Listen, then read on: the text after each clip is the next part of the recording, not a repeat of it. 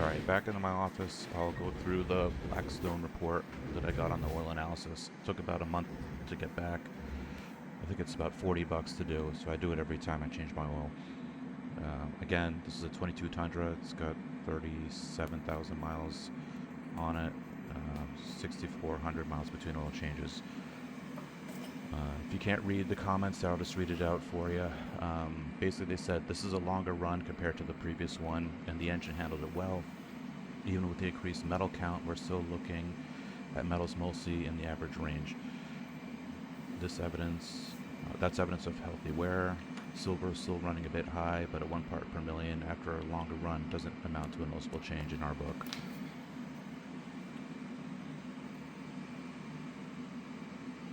If this engine runs well with no odd noises, we'll continue giving silver some leeway and check back in another 6,000 miles or so. Fuel wasn't a factor regarding oil dilution, blah blah blah, so it's fine. So that is a concern, I think, is the silver count. As you can see down here, my interval at 6,400 miles at 37,400. Just wait a second, it'll go down. You'll see silver at 6 parts per million, where the industry average is 2. And if you look at the history over mine, I've had 5. Let's get that damn pencil out of the way. Okay, 7, 11 parts per million at 4,500 miles on the oil. So I don't know if that's bearing material or what, but so far they're saying it's not a concern, so we'll see.